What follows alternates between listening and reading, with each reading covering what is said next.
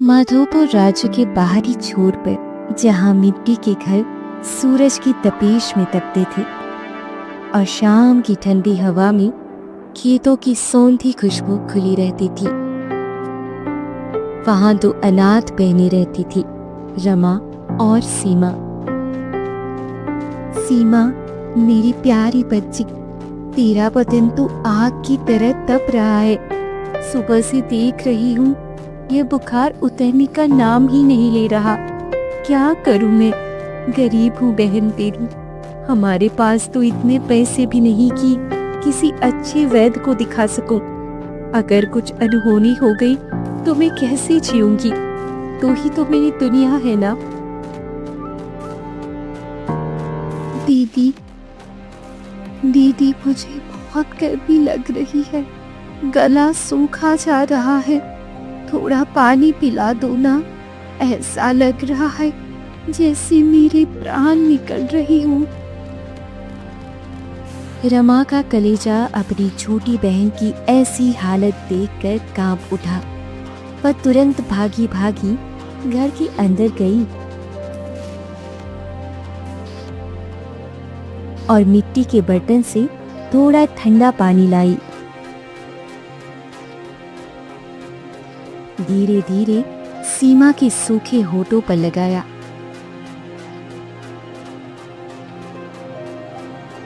थोड़ा और ले मेरी जान, ये ठंडा पानी तुझे आराम देगा। बस थोड़ी देर और, अभी सब ठीक हो जाएगा। मैं कुछ ना कुछ उपाय जरूर ढूंढूंगी। मैं ठाकुर साहब के पास फिर से जाऊंगी, शायद उनका दिल पिघल जाए। दीदी, दीदी, दर्द हो रहा है, बहुत दर्द हो रहा है। ऐसा लग रहा है जैसे मेरे अंदर कुछ टूट रहा है। मेरी सांसें भी ठीक से नहीं चल रही है। हे भगवान, मैं क्या करूं? मेरी प्यारी सीमा इतनी तकलीफ में है और मैं बस बेबस खड़ी हूँ। गांव की वैद्य ने भी कह दिया कि उनके पास जो दवाइयाँ हैं उनसे शायद आराम ना मिले। अच्छे इलाज के लिए पैसे भी तो चाहिए ना, और हमारे पास तो फुटी कौड़ी भी नहीं है। क्या इस दुनिया में गरीबों के लिए कोई सहारा नहीं है? बेबस और लाचार रमा अपनी आखिरी उम्मीद लिए गांव के जमींदार ठाकुर सूरत सिंह की हवेली की ओर दौड़ी। ठाकुर साहब, मेरी छोटी बहन बहुत बीमार है, बुखार से तप रही है और दर्द से करा रही है। मैं जानती हूँ कि हम गरीब हैं, लेकिन क्या आप इस मुश्किल घड़ी में हमारी थोड़ी सी मदद कर सकते हैं? मैं आपके पैसे जरूर चुका दूंगी। आपके खेतों में और ज्यादा काम करूंगी, दिन रात काम करूंगी। बस मेरी बहन को बचा लीजिए। भगवान आपका भला करेगा ठाकुर साहब।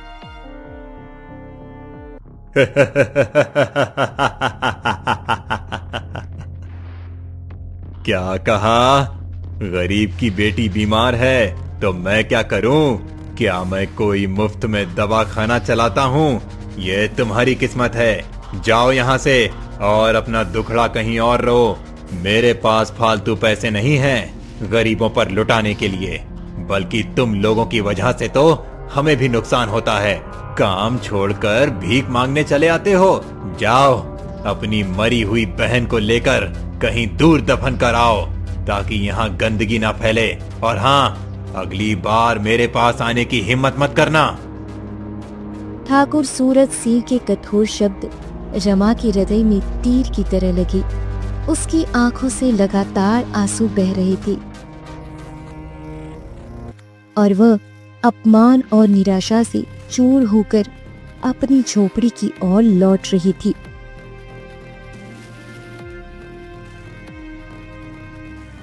तभी उसने अपनी झोपड़ी के दरवाजे पर एक शांत और तेजस्वी चेहरे वाले साधु को देखा। प्रणाम बाबा जी, आप यहाँ इस गरीब की झोपड़ी पर कैसे? क्या हुआ बेटी? तेरा चेहरा उदास और आंखों में आंसू क्यों हैं? जो तुझे इतना व्याकुल कर रही है? बाबा जी, मेरी छोटी बहन सीमा बहुत बीमार है। वह तेज बुखार से तप रही है और दर्द से बहुत परेशान है।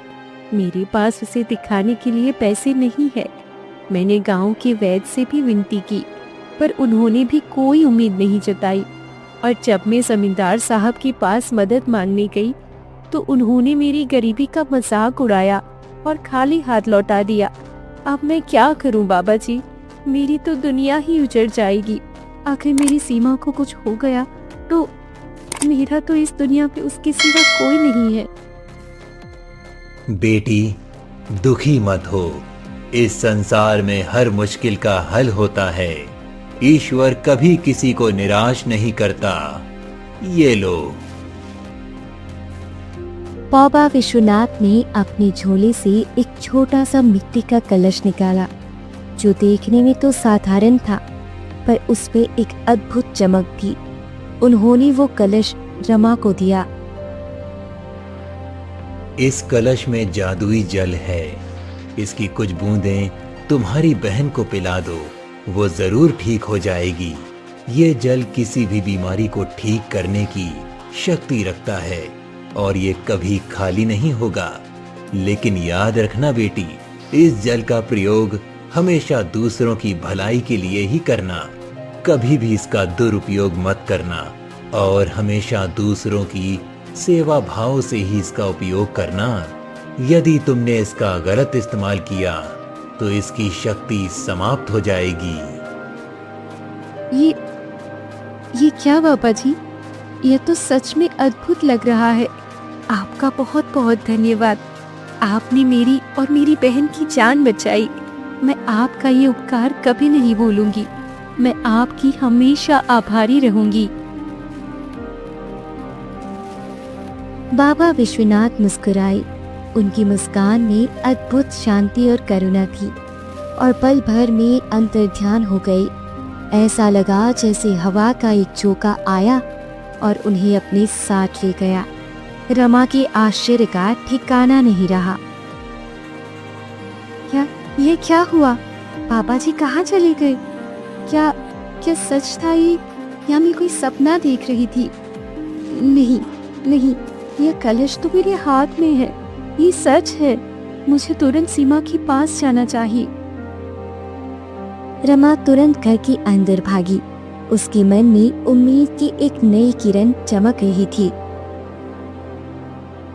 सीमा, देख मेरी बच्ची, ये बाबा जी लाए हैं। यह जादुई जल है, इसे पी ले तू, तो अभी ठीक हो जाएगी। देखना, ये कितना सुंदर कलश है। ये क्या है दीदी? यह तो सच में बहुत सुंदर है। इसमें क्या है? क्या ये हमारे लिए कोई खिलौना है? यह अमृत है मेरी जान। इसे पी ले और फिर देखना तो कैसी दौड़ने लगेगी, तो फिर से खेलेगी और हंसेगी। रमा ने कलश से थोड़ा सा जल निकालकर धीरे धीरे सीमा के मुंह में डाला। दीदी, यह क्या हुआ? मेरा बुखार, मेरा दर्द सब गायब हो गया। मुझे ऐसा लग रहा है जैसे मैंने कभी बीमार ही नहीं थी। मैं ठीक हो गई दीदी। मैं बिल्कुल ठीक हो गई। अब मैं खेल सकती हूँ। सच, ये भगवान, आपका लाख लाख शुक्र है। बाबा जी का धन्यवाद। मेरी प्यारी सीमा ठीक हो गई। यह सब उस जादुई कलश की वजह से ही हुआ है। हमें इसका हमेशा आदर करना होगा और बाबा जी की बात याद रखनी होगी। हाँ दीदी, यह सच में जादू है। अब हम कभी गरीब नहीं रहेंगे, है ना दीदी? अब हम भी अमीर हो जाएंगे। नहीं मेरी बच्ची, नहीं। हम हमेशा गरीब ही रहेंगी, लेकिन अब हम अकेली नहीं हैं। हमारे पास यह जादुई कलश है, जिसे हम दूसरों की मदद कर सकते हैं। यही हमारी सबसे बड़ी दौलत होगी। हमें कभी लालच नहीं करना चाहिए। धीरे धीरे गांव में यह खबर फैल गई कि दो गरीब बहनों के पास एक जादुई कलश है जिससे हर बीमारी ठीक हो जाती है। बीमार और जरूरतमंद लोग अपनी पीड़ा लेकर रमा और सीमा की झोपड़ी पर आने लगे।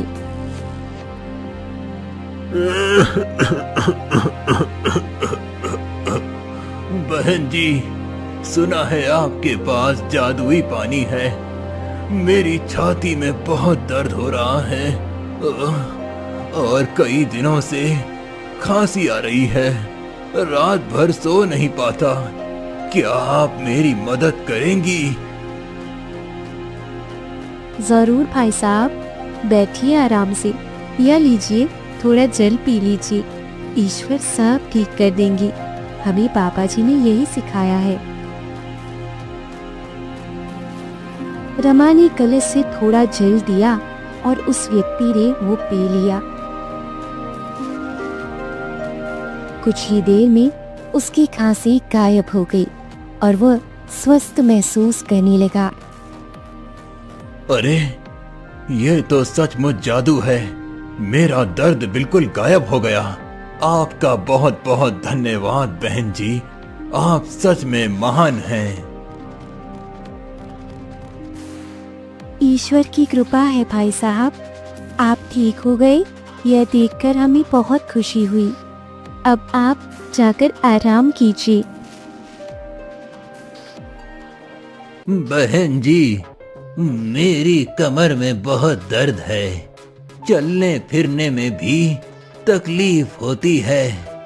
मैंने बहुत दवाइयाँ खाई पर फायदा नहीं हुआ। क्या आपके पास मेरे लिए भी वो जादुई पानी है? जरूर चाचा जी, बैठिए आराम से। दीदी, थोड़ा जल दीजिए इन्हें। ये जरूर ठीक हो जाएंगे, हमें पूरा विश्वास है। सीमा ने उन्हें सहारा देकर बैठाया और रमा ने उन्हें कलश से जल दिया। कुछ देर बाद उस बूढ़े व्यक्ति का दर्द भी गायब हो गया और वह आसानी से चलने लगा। वाह, ये तो सचमुच चमत्कार है। मैं तो चलने की उम्मीद भी छोड़ चुका था। आप दोनों सच में देवदूत हैं। भगवान आपका भला करे। इसी तरह दोनों बहनें बिना किसी भेदभाव के सबकी मदद करती रही। वे कभी किसी से धन की मांग नहीं करती थी, लेकिन लोग अपनी खुशी से उन्हें अनाज, फल या थोड़े बहुत पैसे दे जाते थे।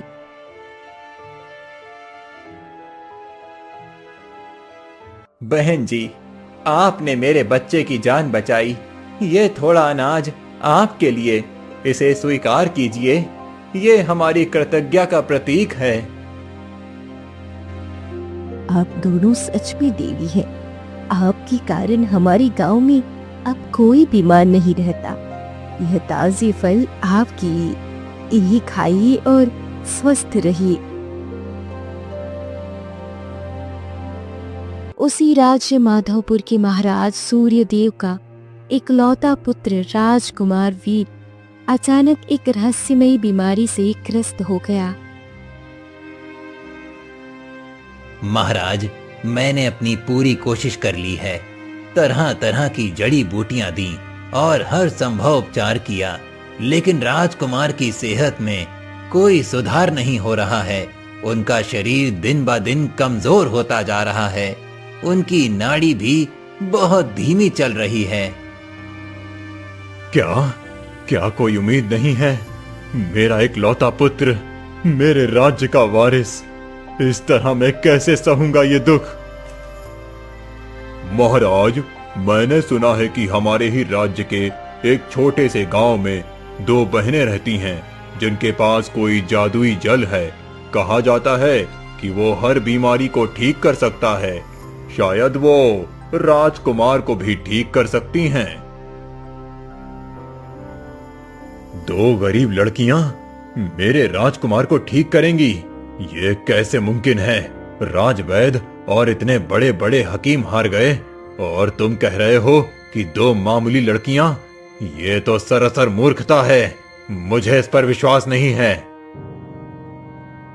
महाराज, जब सारे पारंपरिक उपाय विफल हो गए हैं, तो एक बार उन बहनों को बुलवाकर देखने में क्या हर्ज है।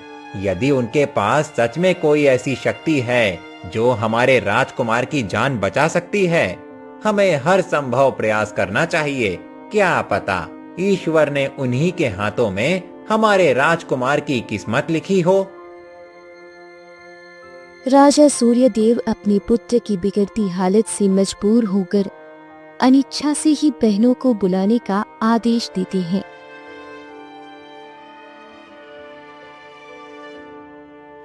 चलो, तुम दोनों को महाराज ने बुलाया है, तुरंत चलो, कोई आनाकानी नहीं चलेगी। महाराज ने क्यों? हमने तो किसी का कुछ भी नहीं बिगाड़ा। क्या हमसे कोई गलती हो गई? कहीं ठाकुर साहब ने तो शिकायत नहीं कर दी? दीदी, डरो मत, शायद उन्हें हमारी मदद की जरूरत होगी। चलो देखते हैं, ईश्वर हमारे साथ है।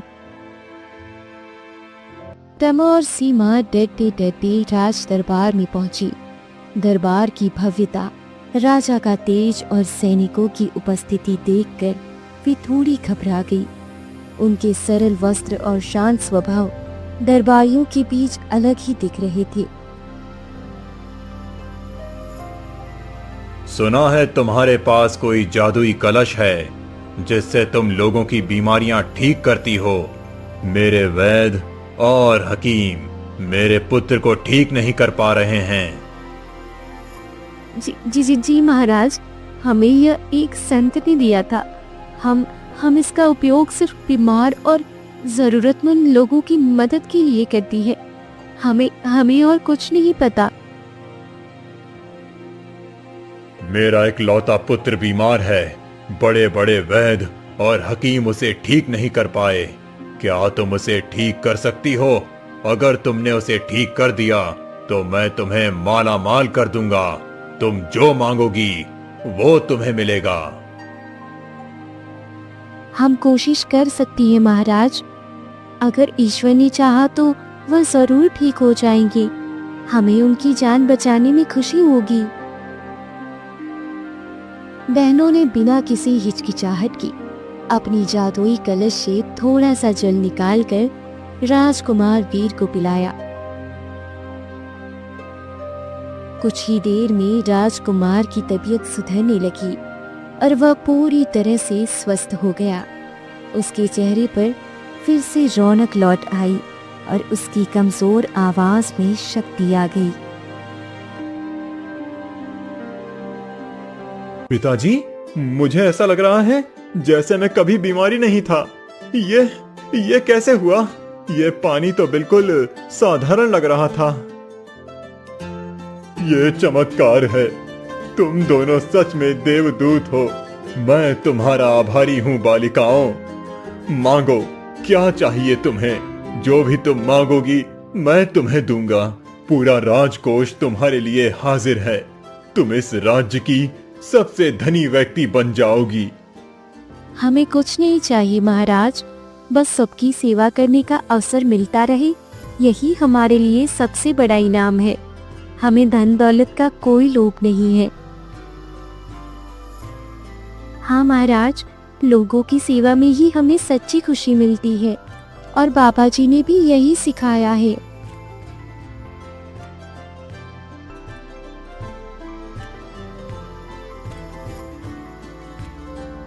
लेकिन राजकुमार की ठीक होते ही राजा के मन में लालच आ गया।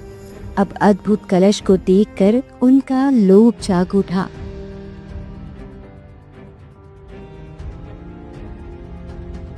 पंडित जी, ये जादुई कलश तो मेरे पास होना चाहिए।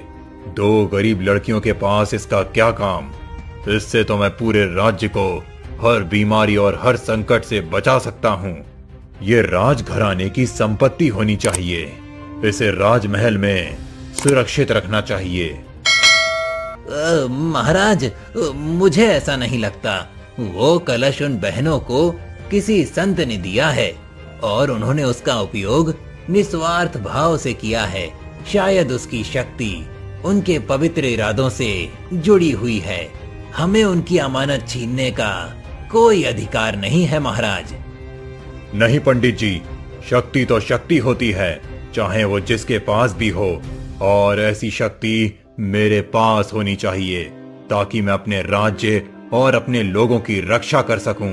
मैं इस कलश को राजमहल में रखूंगा और आवश्यकता अनुसार इसका उपयोग करूंगा। अगले दिन राजा अपने कुछ मंत्रियों और सैनिकों के साथ सीधे बहनों की झोपड़ी पर पहुंचे। उनके साथ राजवैद्य और कुछ दरबारी भी थे जो उस जादुई कलश को अपनी आंखों से देखना चाहते थे। मैं तुम्हें बहुत सारा धन दूंगा, जितना तुम सोच भी नहीं सकती। बदले में वो जादुई कलश मुझे दे दो। ये तुम्हारे जैसे साधारण लोगों के पास रहने लायक चीज नहीं है। ये राजघराने की संपत्ति है। इसे राजमहल में सुरक्षित रखना चाहिए ताकि आवश्यकता पड़ने पर पूरे राज्य के काम आ सके। महाराज, ये कलश हमें एक संत ने दिया है और उन्होंने हमें इसका उपयोग केवल जरूरतमंदों की सेवा के लिए करने को कहा है। हम उनकी आज्ञा का उल्लंघन नहीं कर सकती। यह हमारे लिए किसी धरोहर से कम नहीं है और इसका उद्देश्य केवल निस्वार्थ सेवा है। हाँ महाराज, हम यह कलश आपको नहीं दे सकती। हमने राजकुमार की जान बचाई, यह हमारी खुशी है। हमें और कुछ नहीं चाहिए। अगर हमने इसे आपको दे दिया तो हम बाबा जी के विश्वास को तोड़ देंगे और शायद इस कलश की शक्ति भी चली जाएगी। तुम मेरी आज्ञा मानने से इनकार करती हो, जानती भी हो इसका क्या परिणाम होगा। तुम साधारण लड़कियां मेरे सामने जबान लड़ा रही हो। ये राजद्रोह है। मैंने तुम्हें इतना धन देने का प्रस्ताव दिया और तुम मेरी उदारता का अपमान कर रही हो। राजा ने सिपाहियों को तुरंत आदेश दिया। इन दोनों बहनों को गिरफ्तार कर लो और महल ले चलो। मैं उन्हें बताऊंगा कि राजा की आज्ञा का उल्लंघन करने का क्या मतलब होता है। और सिपाही ऐसा ही करते हैं। दो शक्तिशाली सैनिक आगे बढ़े और दोनों बहनों के हाथ पकड़ लिए। उनके चेहरे पर डर और निराशा के भाव थे। गांव के कुछ लोग ये सब दूर से देख रहे थे और आपस में फुसफुसा रहे थे। महाराज, यह अन्याय है। हमने तो सिर्फ आपकी मदद की थी। हमने आपके पुत्र की प्राण बचाई और आप हमें ये सिला दे रहे हैं कि यही आपका न्याय है।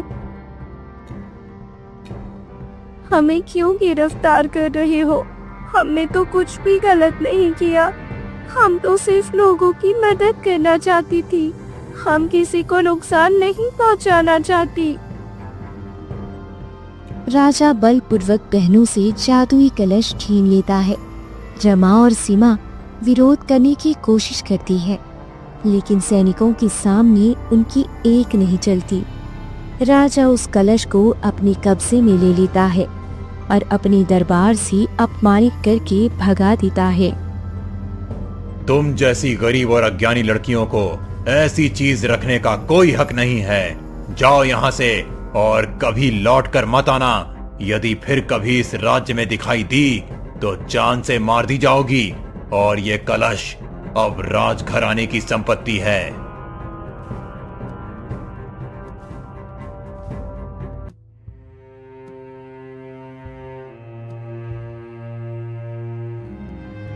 कुछ समय बाद राजकुमार वीर फिर से बीमार पड़ जाता है। इस बार उसकी हालत पहले से भी ज्यादा खराब थी। उसकी सांसें बहुत धीमी हो गई थी और उसका शरीर ठंडा पड़ रहा था। अब कोई उम्मीद नहीं है। राजकुमार का शरीर दवाओं पर कोई प्रतिक्रिया नहीं दे रहा है। उनकी सांसें भी बहुत धीमी हो गई हैं। ऐसा लगता है जैसे उनका अंत निकट है। क्या? ये कैसे हो सकता है? मैंने तो उस जादुई कलश का पानी उसे पिला दिया था। फिर ये क्या हो रहा है? तुम लोग कुछ करो, मेरे बेटे को बचाओ। तुम सब निकम्मे हो।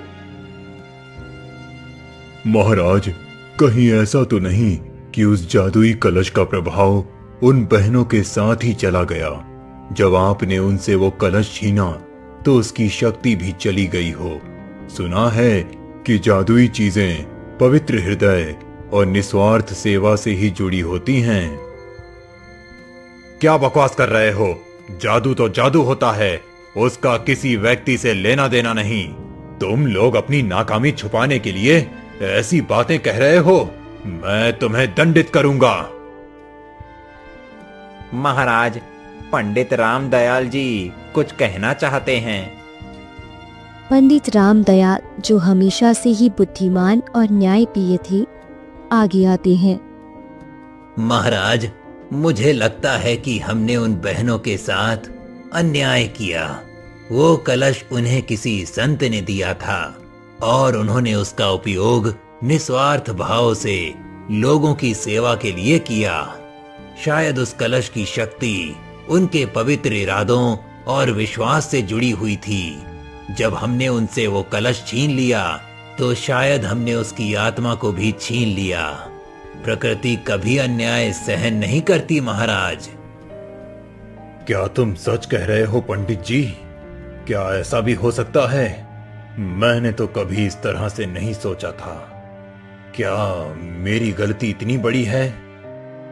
महाराज, इस संसार में कई रहस्य हैं जिन्हें हम नहीं जानते।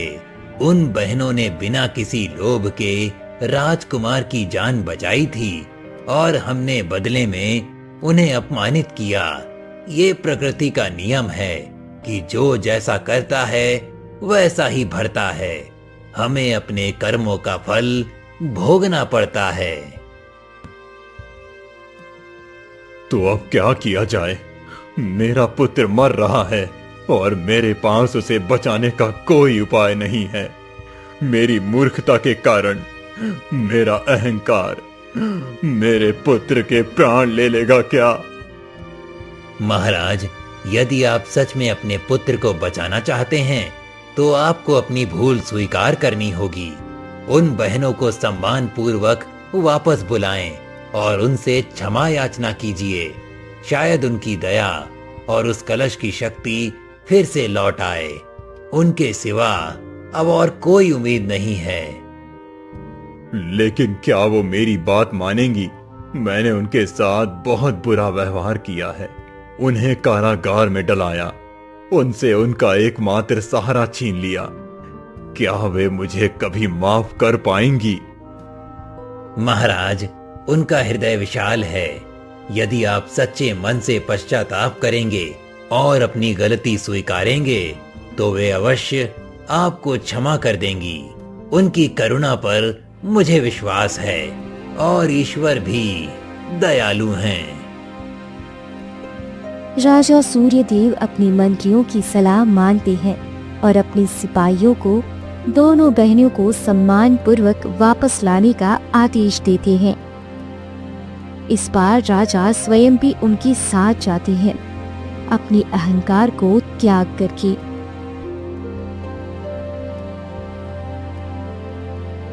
बेटियों, मुझे माफ कर दो। मैंने अहंकार में बहुत बड़ी भूल की।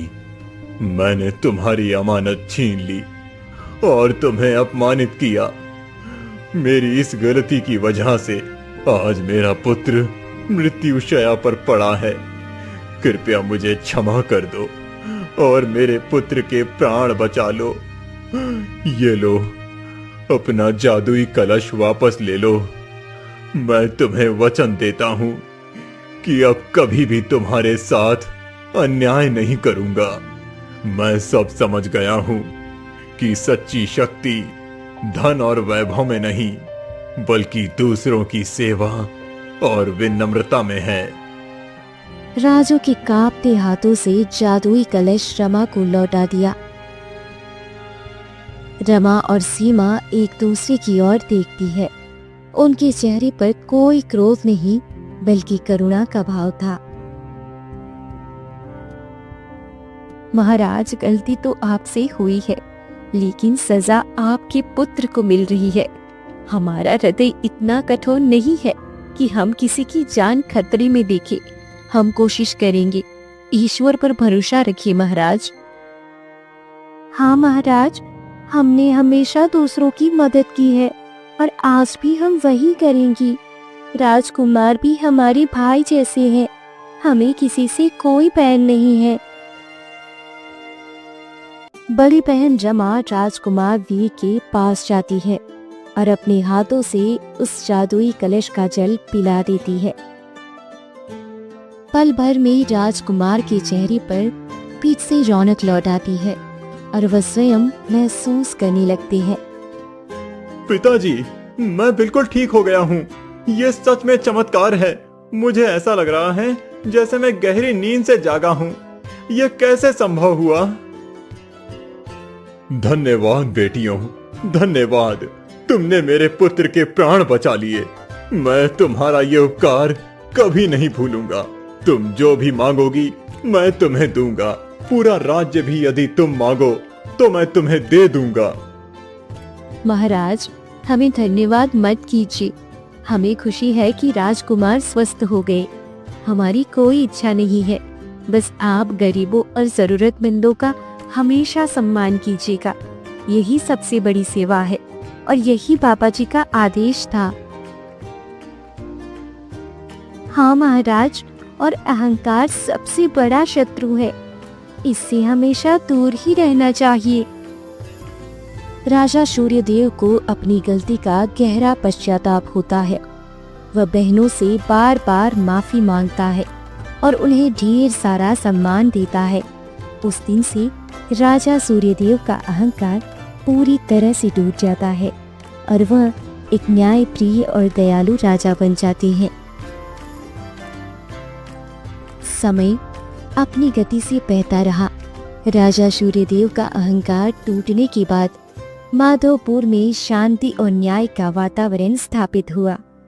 रमा और सीमा अपनी सेवा भावना से लोगों के दिलों में बस रही थी, लेकिन भाग्य के चक्र में अभी और भी मोड़ आने बाकी थे। कुछ ही महीने बाद गांव में एक नई चर्चा शुरू हुई। ठाकुर सूरत सिंह, जो कभी अपने धन और शक्ति के मद में चूर रहते थे, अचानक एक रहस्यमय बीमारी से ग्रस्त हो गए। हाँ भाई, बड़े बड़े वैद्य आए, हकीम आए, पर किसी की दवा उन पर असर नहीं कर रही। कहते हैं दर्द से बुरी तरह कराहते हैं। जैसा बोया वैसा काटा, गरीबों को सताया, उनका अपमान किया, अब अपनी करनी भोग रहे हैं। ठाकुर सूरत सिंह की हालत दिन ब दिन बिगड़ती गई। उनका शरीर कमजोर होता गया और दर्द असहनीय होता गया। उनके नौकर चाकर भी उनकी बीमारी से परेशान और निराश थे। अरे ओ रामू, थोड़ा पानी ला। मेरा गला सूखा जा रहा है और वैद्य को बुलाओ। दर्द बर्दाश्त नहीं हो रहा।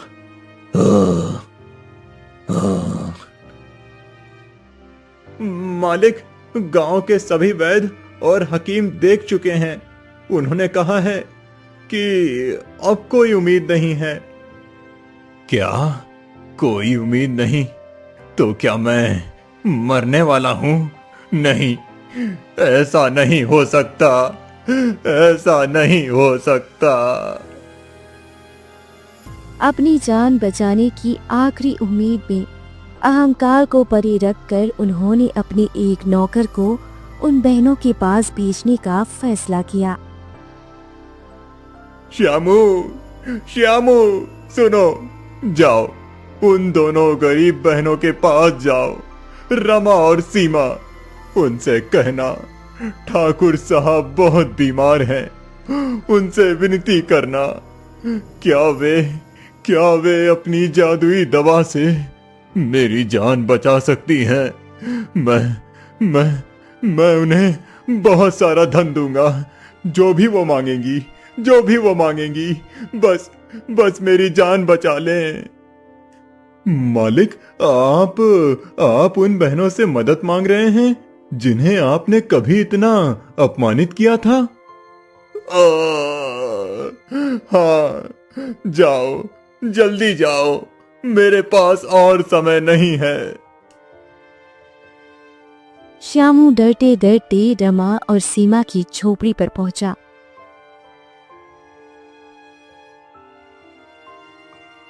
बहन जी, ठाकुर साहब बहुत बीमार हैं, उनकी हालत बहुत नाजुक है।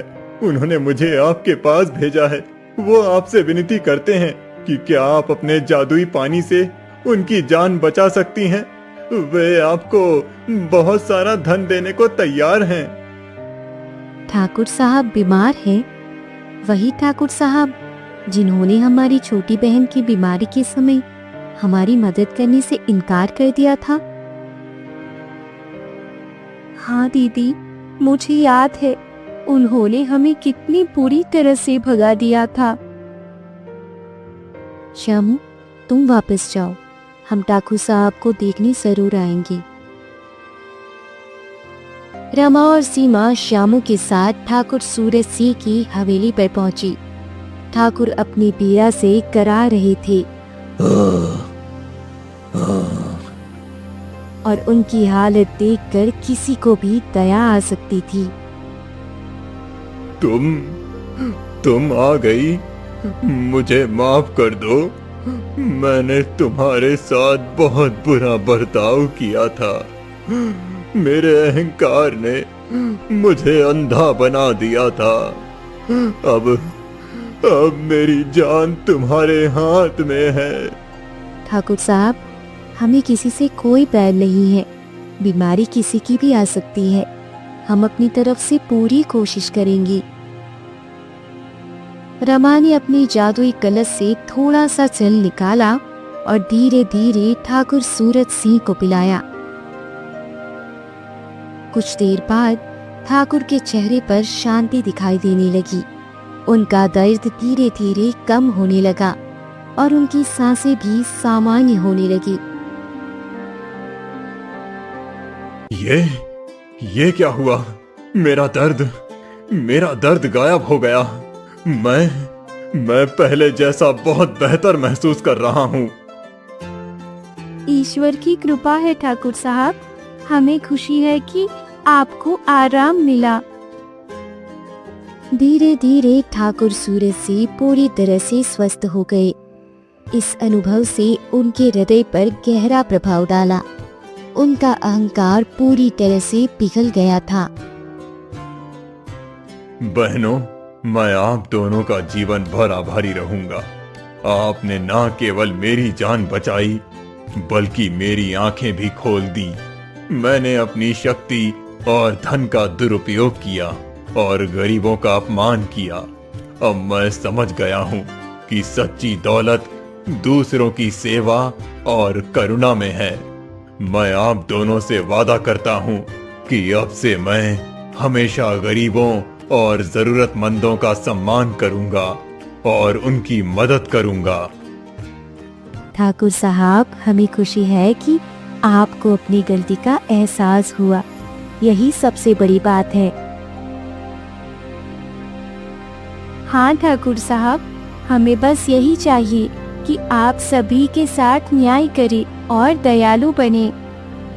उसी दिन से ठाकुर सूरज सिंह एक बदले हुए इंसान बन गए। उन्होंने गरीबों की मदद करना शुरू कर दिया और गांव में सभी के साथ सम्मान से पेश आने लगे। रमा और सीमा ने अपनी करुणा और निस्वार्थ सेवा से न केवल लोगों की जान बचाई, बल्कि एक अहंकारी व्यक्ति के हृदय को भी परिवर्तित कर दिया। कहानी हमें सिखाती है कि सच्ची किस्मत की चाबी अहंकार में नहीं, बल्कि करुणा और सेवा के भाव में छुपी होती है।